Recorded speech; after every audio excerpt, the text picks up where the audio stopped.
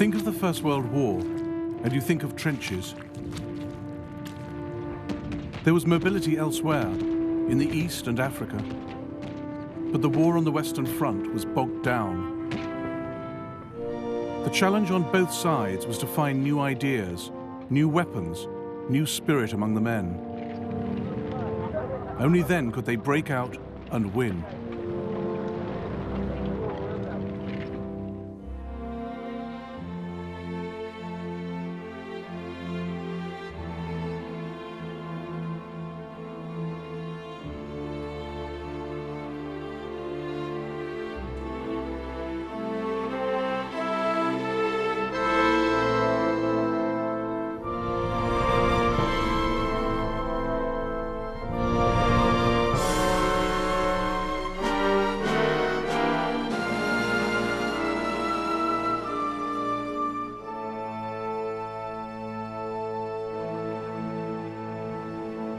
In September 1914, the Allies had stopped the German drive into France at the Marne.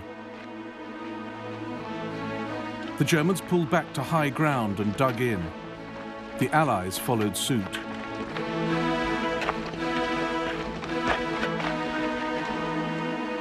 The result, 500 miles of trench and fortification, stretching from the Channel to Switzerland, allowing ground to be held with fewer men, freeing troops for other fronts.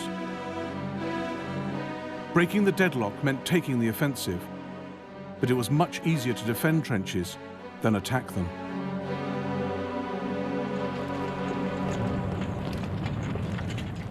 For all their blood and mud and horror, trenches saved lives. They were places of fear and bad smells, where walls might be shored up with limbs and corpses, but they were the safest places to be in a battlefield swept by machine gun fire, devastated by shelling. The greater danger came when you left them.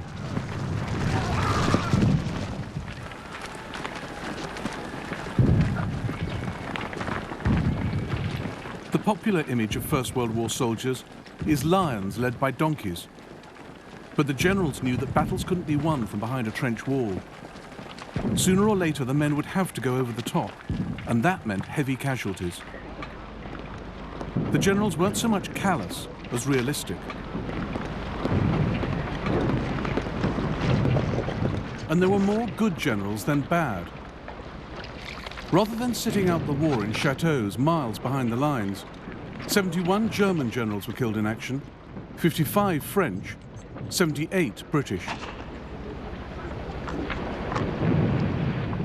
The general's response to the deadlock was to challenge it, to find dynamic ways to beat it.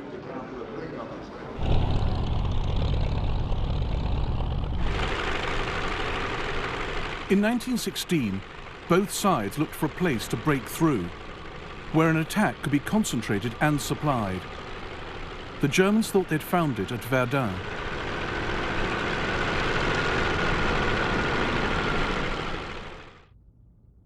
A town and mighty fortress on a salient, a tongue of France sticking out into the German lines.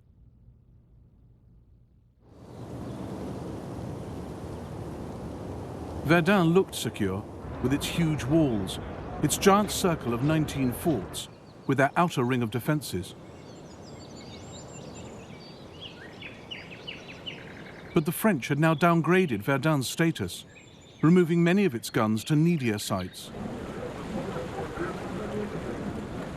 For the French garrison, it was becoming known as a cushy sector.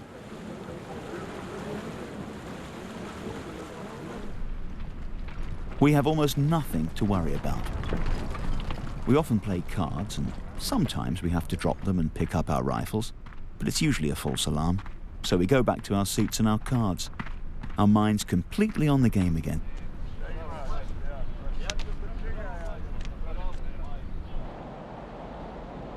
But Parliamentary Deputy Émile Drian, now a frontline colonel, realised how vulnerable Verdun really was. He warned the French government. We are doing everything day and night to make our front line inviolable. But there is one thing about which we can do nothing. The shortage of hands. If our front line is broken by a massive attack, our second line won't hold. Lack of workers, and also barbed wire. But Drian was ignored. On Monday, the 21st of February 1916, a clear, still winter's day, over 100,000 German soldiers drew breath and prepared to go over the top.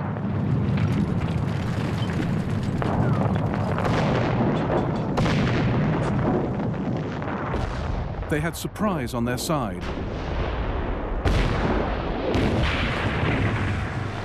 Above them, they had air superiority. No Allied planes had spotted their preparations.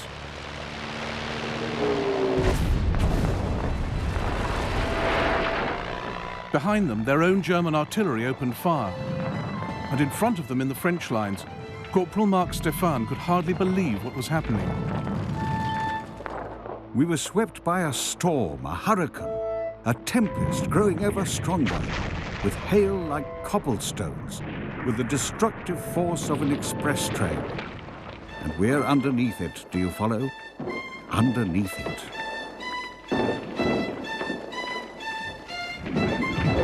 The Germans fired 1 million shells that day.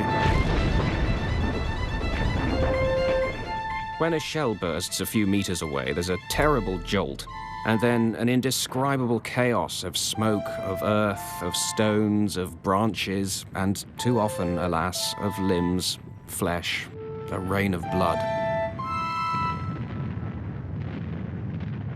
By 3 o'clock in the afternoon, the section of the wood which we occupied and which, in the morning, was completely covered with bushes, looked like the timber yard of a sawmill.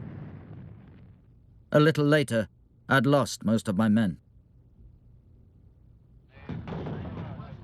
The Germans were evolving new solutions to the problems of attack.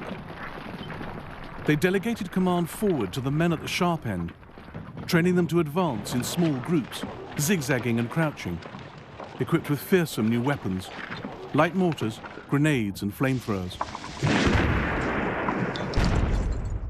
They called these units stormtroopers.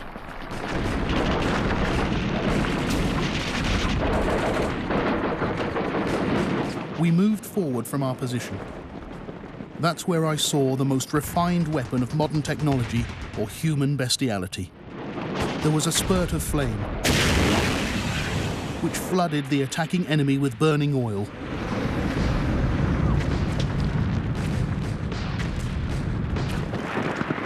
Verdun was one of the defining battles of the 20th century. Among the attacking Germans was a young Lieutenant Paulus, who, as a general in the Second World War, would command the siege of Stalingrad.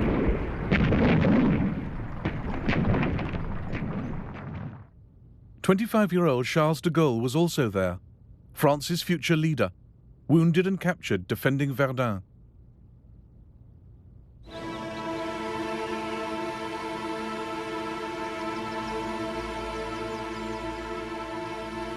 On the second day of the attack, at his headquarters, Colonel Drian received absolution from his chaplain and wrote a note to his wife. The hour is near.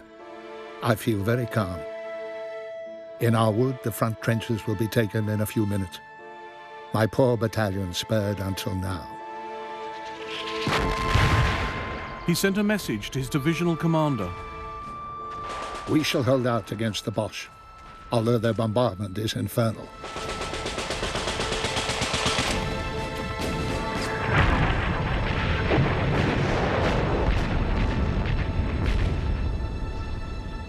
Drian ordered a retreat out of the woods.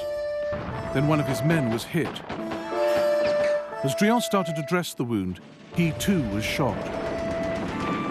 I clearly saw the colonel throw up his arms and shout, "Oh my God." Then he half turned and collapsed. When I could get over to him, there was no sign of life. Blood was flowing from a head wound and from his mouth. He had the color of a dead man.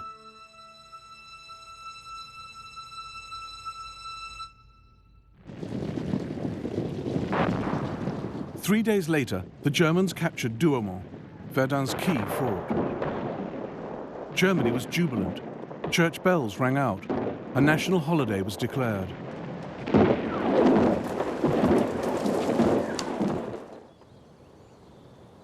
In France, Drion's heroic sacrifice helped spark the flame of national defiance. Verdun was to be held at any cost. The survival of France herself was at stake.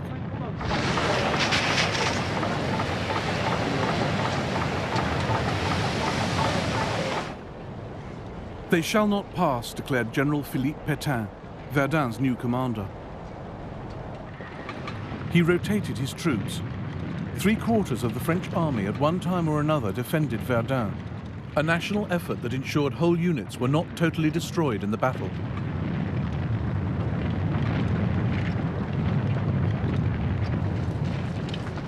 Pétain was genuinely concerned for the lives of his men. A quarter of a century later, he led his country into surrender and collaboration with Hitler, rather than repeat the bloodbath of Verdun.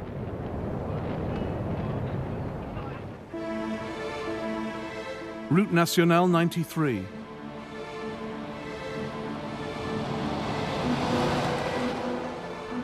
An ordinary French road, but it saved its country's life.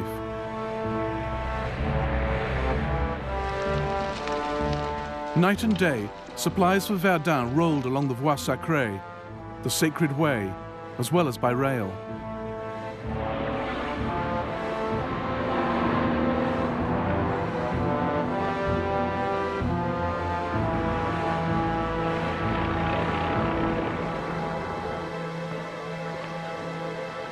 Events on another front also helped the French at Verdun. At the end of 1915, the Allies, Britain, France, Italy and Russia, had agreed a plan for 1916 to pull Germany in different directions. Now the deal paid off. A successful Russian offensive forced Germany to switch troops from France to the Eastern Front. From June, the initiative at Verdun passed